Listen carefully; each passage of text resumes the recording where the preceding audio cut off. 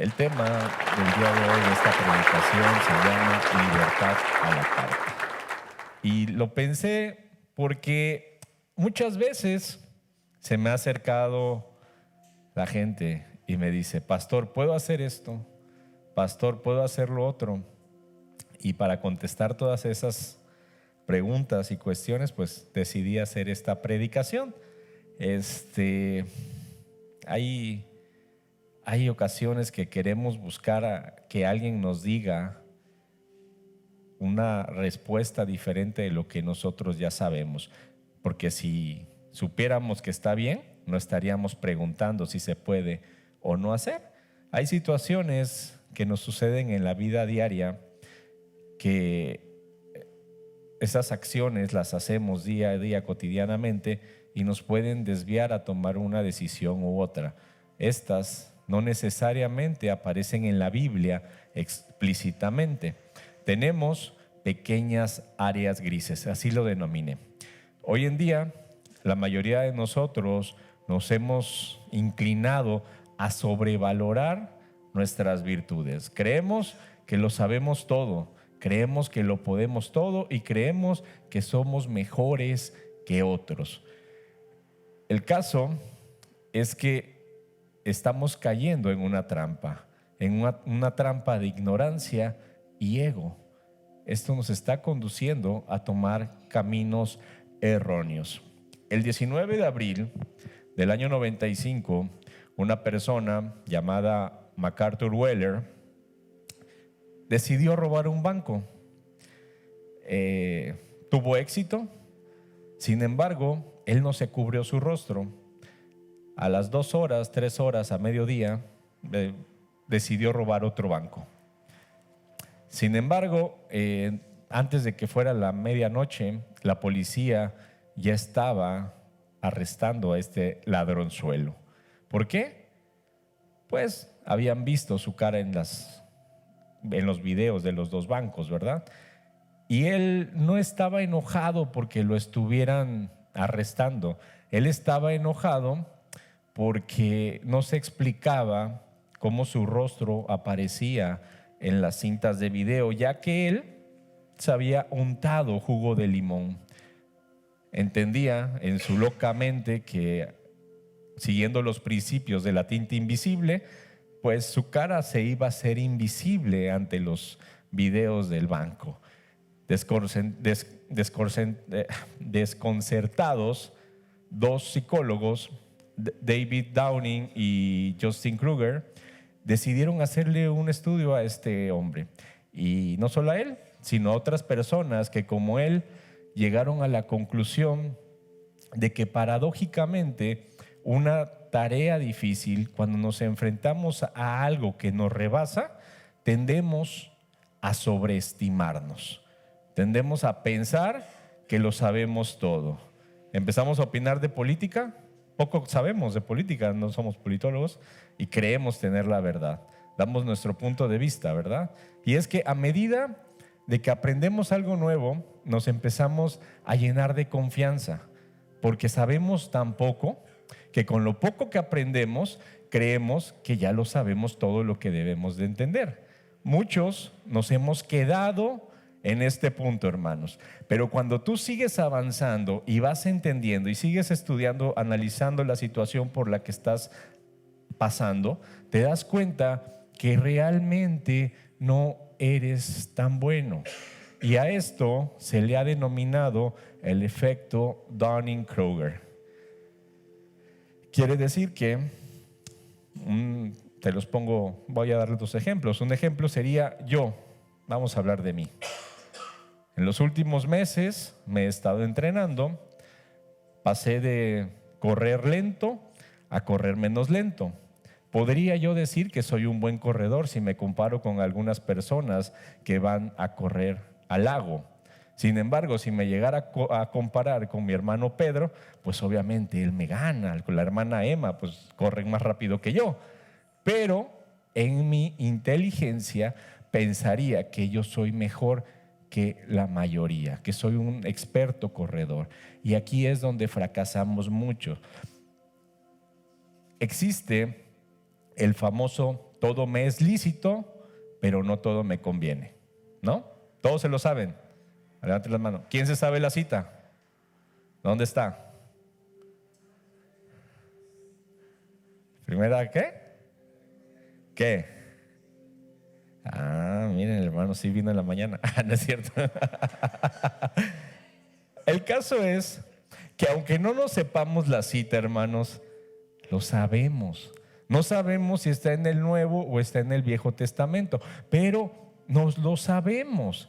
Pero a pesar de saberlo, en nuestra mente pensamos que el apóstol Pablo dejó esa cita ahí para debatir y cuestionar el por qué quiero hacer esto, por qué lo que yo quiero hacer, cómo le puedo dar la vuelta para que no sea pecado.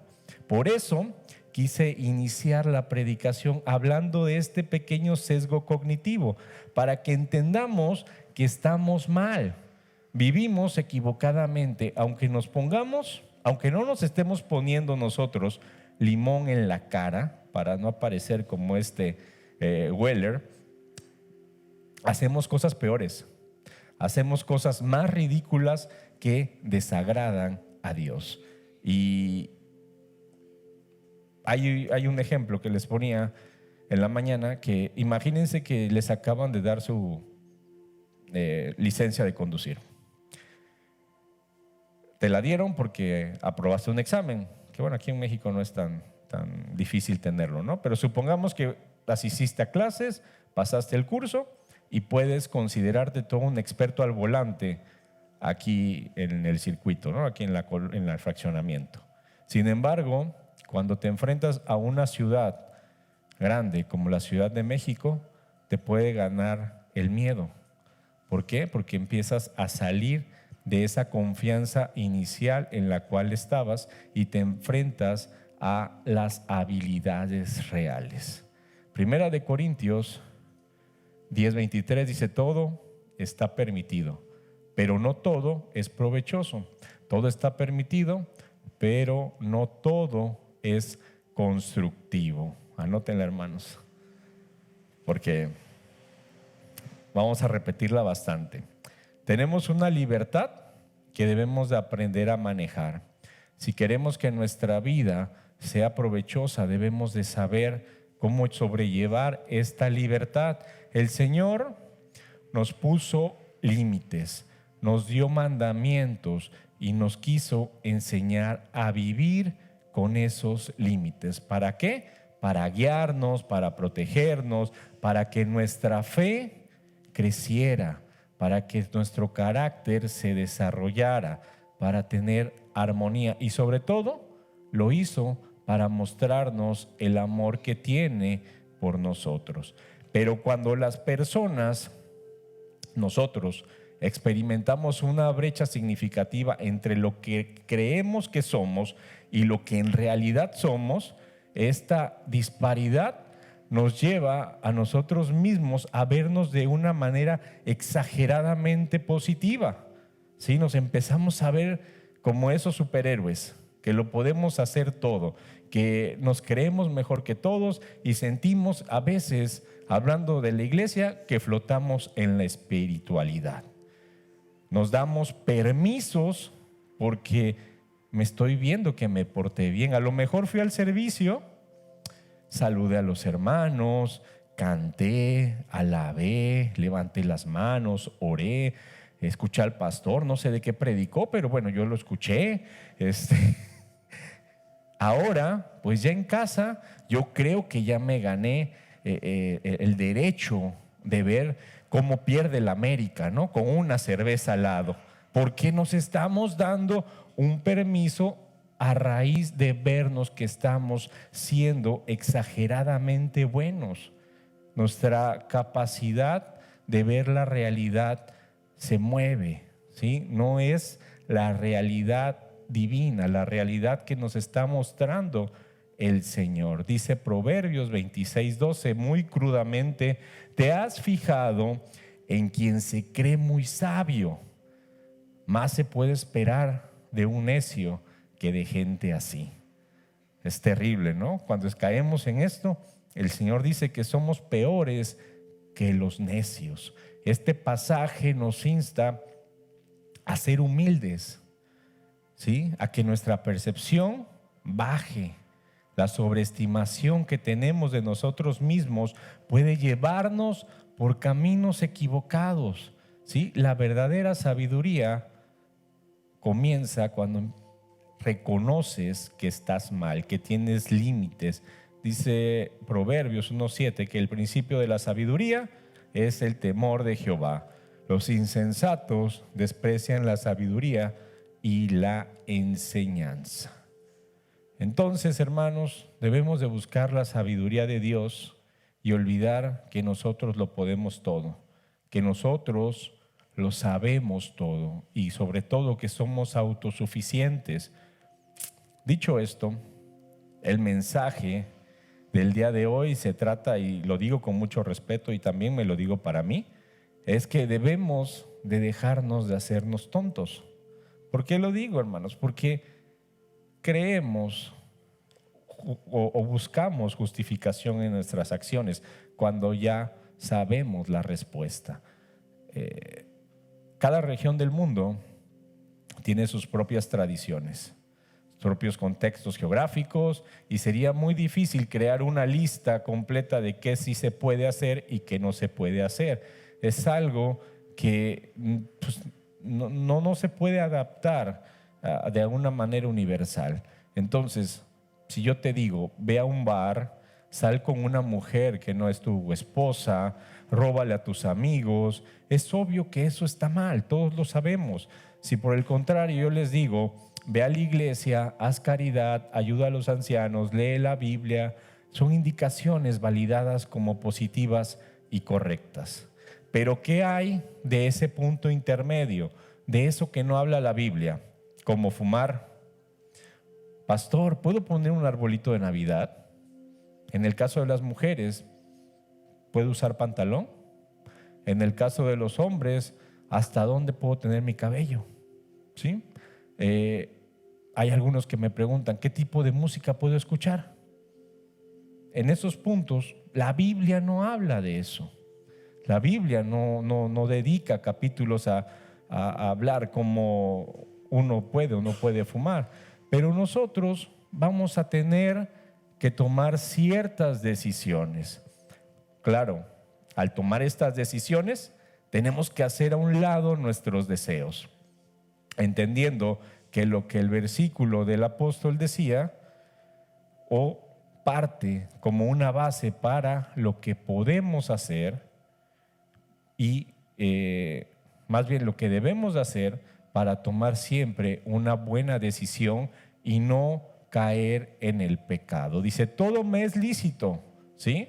Todo lo que no está escrito como inmoral en la Biblia, lo puedo hacer, ¿sí? Así lo entenderíamos. Pero Pablo continúa diciendo que aunque así es, no todo conviene, ¿no? Dice, todo me es lícito, pero no todo edifica.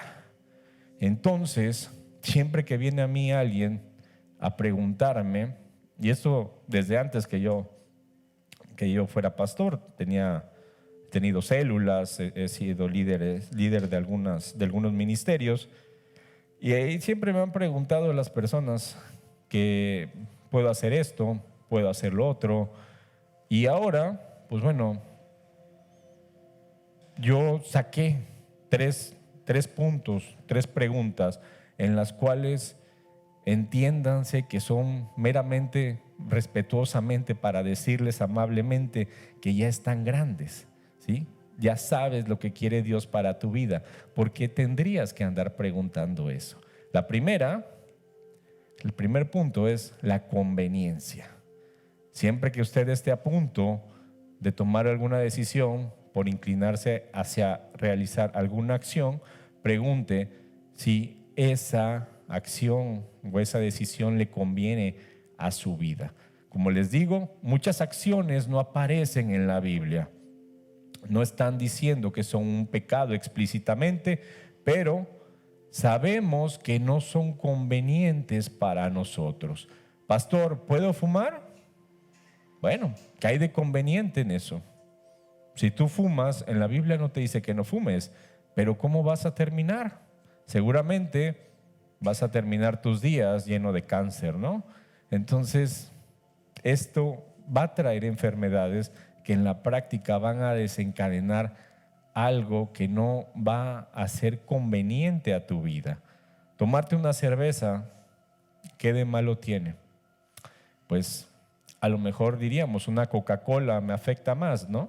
Sin embargo, sabemos que el alcohol desencadena otras situaciones, nos lleva a caer en el alcoholismo, a esa adicción en la cual la familia se ve dañada, empezamos a lastimar a los nuestros.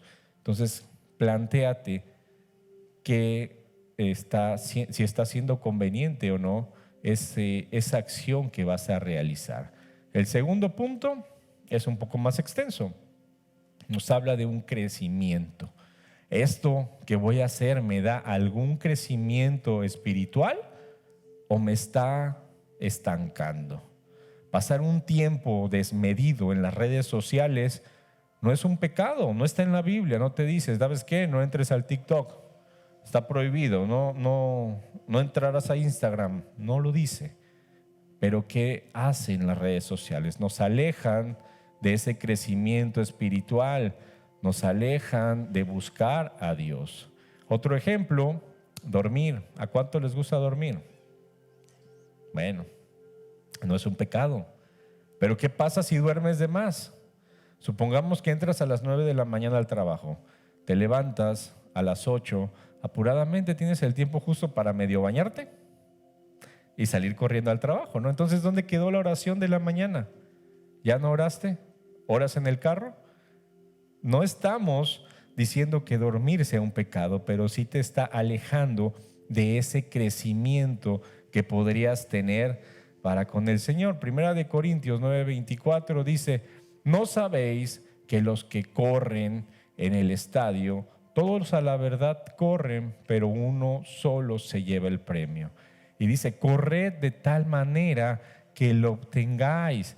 Todo aquel que lucha, de todo se abstiene. Ellos a la verdad para recibir una corona corruptible, pero nosotros una incorruptible. Nadie que piense ganar una carrera, hermanos, va a correr con un abrigo. Nadie va a correr con una mochila puesta en los hombros. ¿Por qué? Porque te va a mermar, te va a arrastrar, va a ser un lastre que no te va a dejar correr como deberías. Entonces, abstente de esas cosas que limitan tu crecimiento, así como dice, de todo se abstiene, de todo nos tenemos que abstener, de todo lo que no te hace crecer. Tienes que tener esa sabiduría para tú decir, ¿sabes qué? Me alejo de esto, esto no me está llevando a nada bueno. Vamos creciendo, vamos madurando y el Señor nos va revelando qué es lo que quiere para nuestras vidas. Cada quien, y esto es muy personal, cada quien aquí sabe qué es lo que lo está limitando. A lo mejor no es un pecado, pero eso que tienes, eso con lo que estás luchando, te limita a orar en las mañanas, te limita a venir a la iglesia, te limita a servirle a Dios. Yo no sé qué sea, cada quien lo sabe, hermanos. Y sigue, en el 27, el apóstol dice, sino que golpeo mi cuerpo y lo pongo en servidumbre, no sea que habiendo sido heraldo para otros, yo mismo venga a ser eliminado. Y esto, hermanos, nos habla de algo más allá que solo seguir unas reglas, ¿sí? Nos lleva a reflexionar en una disciplina que debemos de tener. Tenemos que mantenernos constantemente viendo por las acciones que estás realizando, por aquello que haces todos los días que no te esté distrayendo de ese crecimiento que el Señor te quiere dar. Debemos de entender que no podemos estar toda la vida dependiendo de alguien que nos diga qué hacer, que nos dé permiso, sino que nosotros debemos de entender y tener esa madurez para discernir lo que nos va a llevar a tener mejores resultados en nuestra vida como cristianos. Y ahora, el siguiente punto es algo que se deduce. Lo que vas a hacer te distrae de tu objetivo. Pues bueno, a lo mejor no sea un pecado, pero puedes salir los sábados con tus amigos. Vas a una fiesta cristiana, con gente cristiana. No tiene nada de malo. No va a haber alcohol, nadie va a chismear, nadie va a criticar a los hermanos de la iglesia, ni se van a juntar a murmurar. Es una fiesta muy sana, ¿no? ¿Y qué pasa? Se extiende más allá. Se puso muy buena la plática. Se recortaron a 2, 3 hermanos ahí en esa conversación, cosa que en esta iglesia no pasa, ¿verdad? Espero. Y no tiene nada de malo, pero ¿qué pasa si a ese hermano le toca venir a abrir la iglesia al otro día? Obviamente no va a llegar tarde.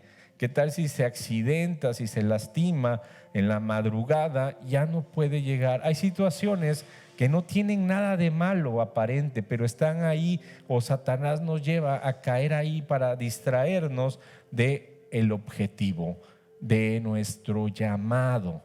Dice nuestro Señor Jesucristo, perdón, no puse eso. En Mateo 7, 24 27 dice: cualquiera pues que me oye estas palabras y las hace, le compararé a un hombre prudente que edificó su casa sobre la roca. Descendió lluvia y vinieron ríos y soplaron vientos y golpearon contra aquella casa y no cayó porque estaba fundada sobre la roca. Pero cualquiera que me oye estas palabras y no las hace, le compararé a un hombre insensato que edificó su casa en la arena. Y entonces descendió lluvia y vinieron ríos y soplaron vientos y dieron con ímpetu contra aquella casa y cayó. Y fue grande su ruina. Quise iniciar hablando del sesgo cognitivo del Dunning-Kruger, porque muchas veces, hermanos, vamos por la vida edificando sobre la arena, interponiendo primeramente lo que yo sé, lo que yo he oído, lo que yo he creído. Y esto es solamente para gozar de una libertad que nos satisface. Buscamos esa libertad para poder pecar. Si nos alejamos de comprometernos con la vida que Cristo nos quiere dar, queremos seguir andando por las ramas, de lejitos. Sí soy cristiano, pero de lejos. No, yo no puedo servir, ¿no? ¿Cómo crees? Tengo muchas cosas que hacer los domingos, tengo muchas cosas que hacer en la semana. ¿Dónde crees que yo voy a poder ir a evangelizar? No, el Señor debe de entenderme que yo tengo cosas que son prioridades. Mis prioridades ahorita son mi trabajo, mi familia, y así nos andamos, hermano. Todo para no fundar nuestra vida sobre la roca que es Cristo. Y el problema, como dice el versículo, cuando estamos o cuando estás, bueno, estamos, porque también a todos nos pasa, somos carne. Cuando estamos viviendo a nuestra manera, creyendo que lo que hacemos es lo que debería de ser o lo que debemos de tomar válido, llegan esas tribulaciones y no sabemos qué hacer. Nos empezamos a desesperar, entramos en depresión, nos entra la angustia. Pero ¿qué pasa cuando la madurez en Cristo se ha desarrollado en nosotros? Ya no necesitamos andar preguntándole al pastor, al líder de célula, al líder de ministerio si puedo hacer esto o puedo hacer lo otro. ¿Por qué? Porque ya estamos plantados sobre la roca. Dice que vendrán tribulaciones, vendrán los problemas, vendrán los azotes del enemigo una y otra vez, pero nos mantendremos en pie por la gracia de nuestro Señor Jesucristo. ¿Cuántos lo creen? Amén. Pero, hermanos, esto solamente se va a lograr cuando tu ego muera. ¿Por qué? Porque el ego es nuestro principal enemigo. Sabemos que no todo nos conviene, pero tenemos una necesidad muy grande de ser. Y esto se puede llegar a salir de proporciones. ¿Por qué? Porque queremos ser más que. Queremos ser reconocidos por queremos ser mejores que, quiero satisfacer mi deseo de. Y esto nos lleva a buscar esas libertades en nuestras tomas de decisiones, ¿sí? Esto nos lleva a vivir error tras error. Queremos buscar esos puntos grises de los cuales no habla la Biblia. ¿Para qué? Para hacer nuestra voluntad. Nos empezamos a preguntar, ¿por qué yo no gano siempre?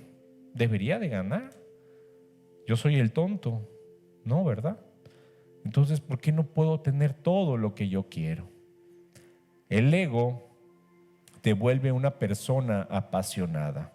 Empezamos a vivir vidas que no tienen una base sólida porque están construidas sobre la autosatisfacción para darle gusto solamente a la carne. Dice 2 Timoteo 1:7, porque no nos ha dado espíritu de cobardía, sino de poder, de amor y de dominio propio.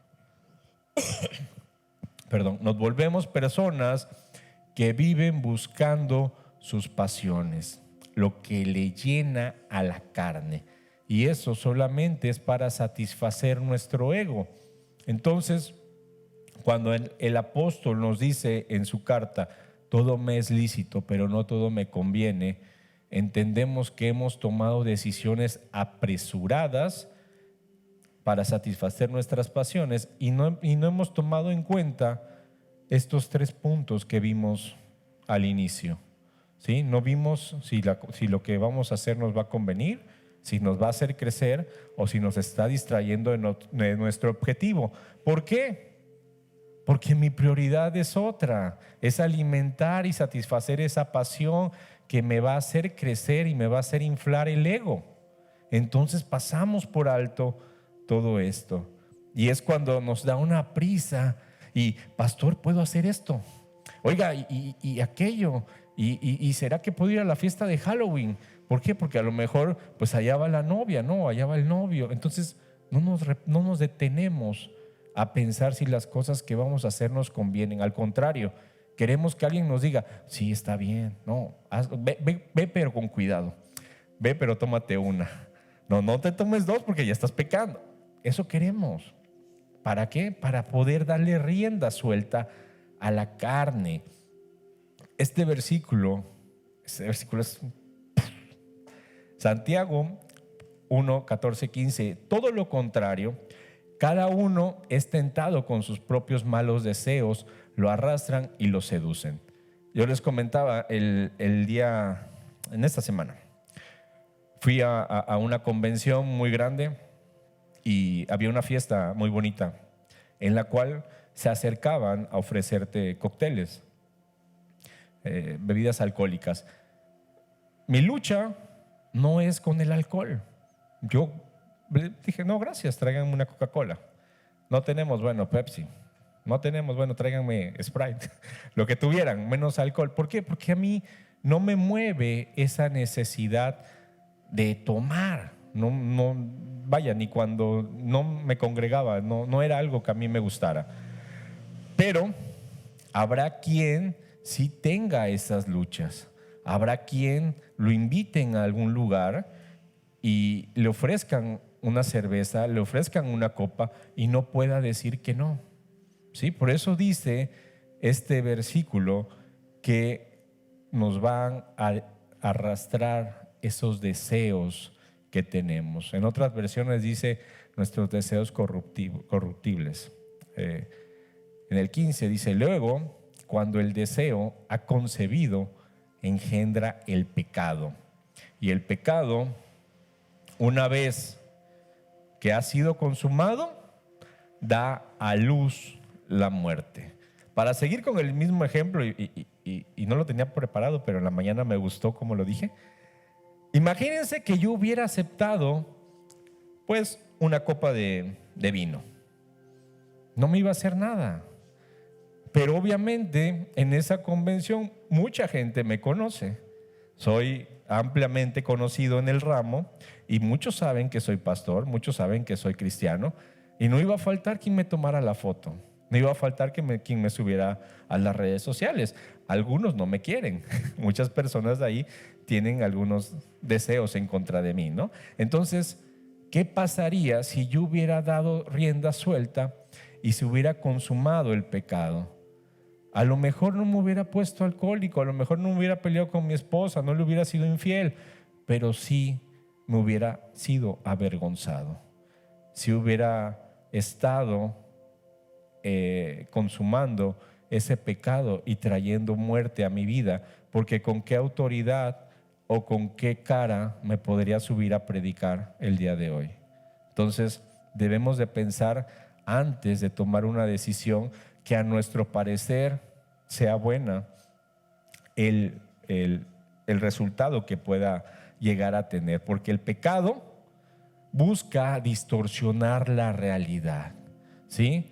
Vuelve nuestra mente hacia esos pequeños puntos grises y buscamos justificar nuestros malos actos, ¿sí? Hay mucha gente que dicen, pastor, soy infiel, pero es que no sabe, estoy enamorado.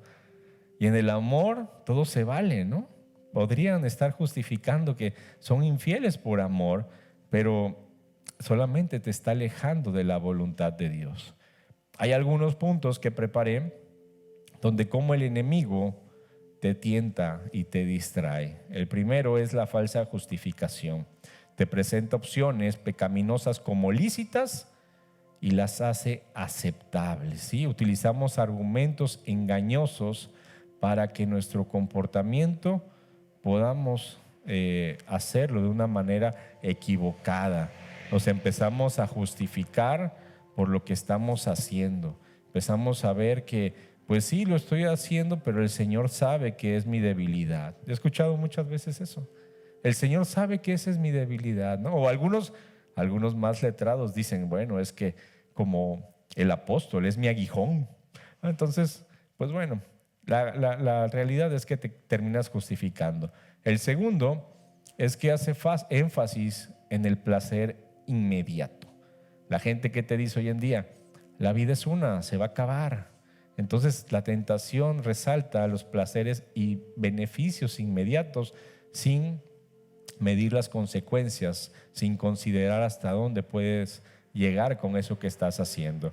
A muchos les gusta compararse con otros, ¿no? Eso como cristianos nos encanta, ¿sí? Dicen, no, pues es que el hermano lo hace.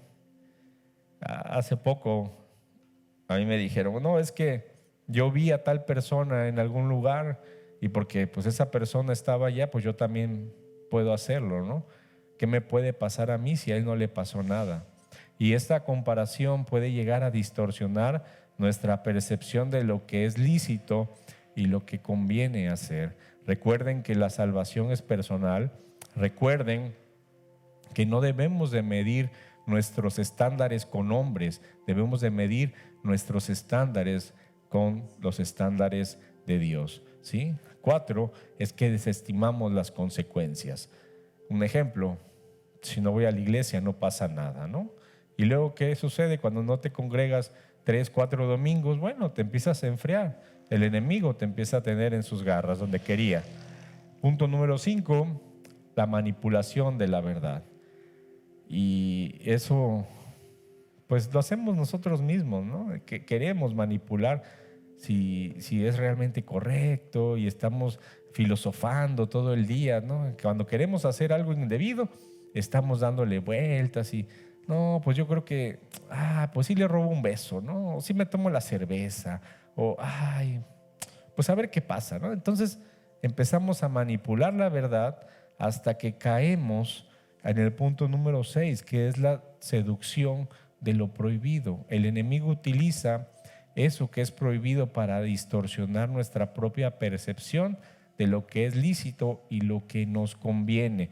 Te presenta algo que es inalcanzable, algo que está prohibido como un acto atractivo. Entonces puedes sentirte tentado a caer en eso. Y al final tenemos la ignorancia de la voluntad de Dios, es lo que nos da como resultado la tentación, ¿sí? Ha trabajado tanto en desviarnos que ya no le tememos a Dios, Sin embargo, este versículo nos da aliento. Dice, porque no tenemos un sumo sacerdote que no pueda compadecerse de nuestras debilidades, sino uno que fue tentado en todo según nuestra semejanza, pero sin pecado. Jesús fue tentado en todo de la misma manera que nosotros, pero sin pecado. Estaba leyendo un artículo en el cual Adán y Eva obviamente fueron creados por Dios en una manera perfecta, dice Génesis 3. Entonces, ellos no tenían el pecado. Jesús tampoco tenía esos deseos corruptibles de los cuales habla el versículo en Santiago. Sin embargo, Satanás llega y siembra esos deseos en el corazón. Con Adán y Eva tuvo éxito, pero con Jesús no. Todo es consecuencia de nuestro ego y nuestra carne, ¿sí?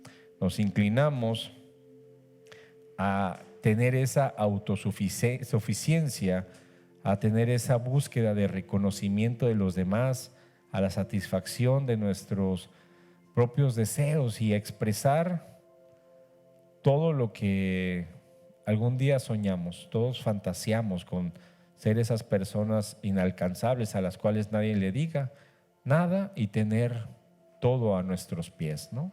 Sin embargo, la voluntad de Dios no es esa. La forma en que Cristo enfrentó al pecado y lo venció, bueno, fue con un modelo de humildad, un modelo de obediencia y de confianza en Dios.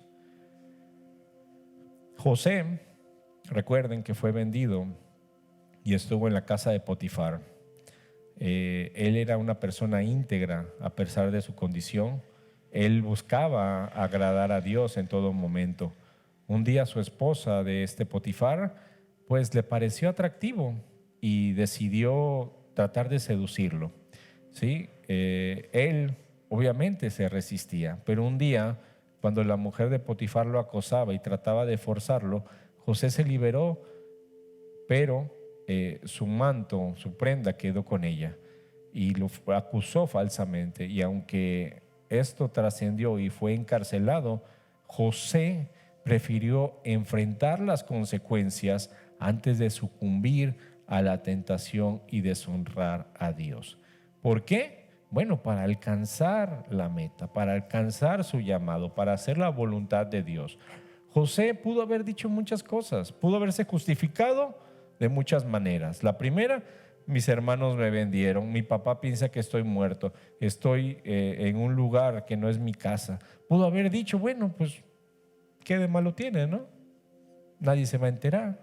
Sin embargo, él se mantuvo firme en agradar a Dios. Así como José, nosotros debemos de entender este versículo, Filipenses 3:14, dice, prosigo a la meta, al premio del supremo llamamiento de Dios en Cristo Jesús. ¿Y cómo vamos a vencer, hermanos? ¿Cómo vencemos? ¿Cómo tomamos buenas decisiones? Hay que evitar caer en esa trampa del ego. Hay que evitar caer en la trampa de la autosuficiencia. Estos dos están siempre a la vuelta de la esquina, haciéndonos ojitos. ¿Para qué? Para que nuestra libertad se crea que es ilimitada y que podemos dirigir nuestra vida. Sin embargo, imagínense que tu libertad es como si te ponen en un bote, ¿no? A remar en el océano. Tienes un mundo de posibilidades.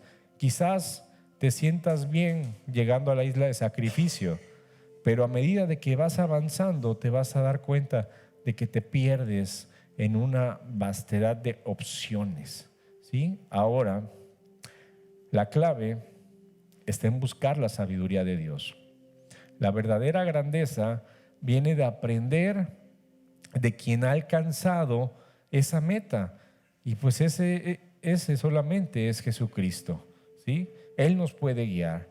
Debemos de seguir su camino, debemos de abrir nuestras mentes, nuestros corazones a una sabiduría que trasciende nuestras limitaciones humanas. Debemos de reconocer que nuestra mente es finita, no podemos compararnos. La verdadera libertad y satisfacción no proviene de hacer lo que nosotros queremos, sino de alinearnos a la voluntad y al propósito de Dios. La verdadera libertad no está en la autosuficiencia desenfrenada. Muchos dicen, es que si yo tuviera una libertad financiera, yo haría lo que quisiera. Y hay muchos multiniveles que te lo venden así como que tú vas a poder hacer y al final realmente preguntan, ¿eso es una libertad realmente? ¿Qué voy a hacer con tanto dinero? Yo siempre les pregunto a la gente, ¿qué vas a hacer con tanto dinero? Obviamente dices, 1,000,000 de pesos, quizás te digas, bueno, sí, pero no te va a dar esa libertad que tú deseas. Cuando tengas 1,000,000 vas a querer tener 10. Cuando tengas 10 vas a querer tener 100, porque vas a ver que tu amigo tiene un yate y tú no tienes un yate. Entonces vas a querer, y así te vas, y así te vas, y así te vas. Entonces la libertad financiera no es el camino para hacer o experimentar esa libertad que te ofrece el mundo. Solamente siguiendo el camino divino encontramos ese propósito elevado que te va a dar una satisfacción duradera, ¿sí? Hoy les animo, les digo que cuando les llegue esa duda de que si lo que voy a hacer está bien o está mal, elijan siempre con sabiduría y que sigan sobre todo el ejemplo de aquel que superó todo, el ejemplo de nuestro Señor Jesucristo. Al hacerlo, hermanos, van a descubrir que la verdadera libertad no es una ilusión, es una realidad que va a transformar tu vida, te va a llevar a otro estilo de vida, y no porque te dé una abundancia financiera, que es lo que nosotros creeríamos, sino porque en Cristo nada nos falta, ¿sí? Se trata de prosperar, se trata de llegar a esa vida que el Señor nos ha soñado para nosotros. Dios quiere ponerte en lugares donde tengas un beneficio y tu ministerio, tu llamado se desarrolle. Pero solamente vas a llegar a Él si eliges con sabiduría, si desatas esa grandeza espiritual a la cual no has llegado, porque estás sumergido en ocuparte en alimentar tu ego, en alimentar la carne. Entonces, hermanos, vamos a conquistar la vida con elecciones conscientes e inspiradas por lo que el Señor quiere hacer con nosotros. Pónganse de pie, vamos a orar.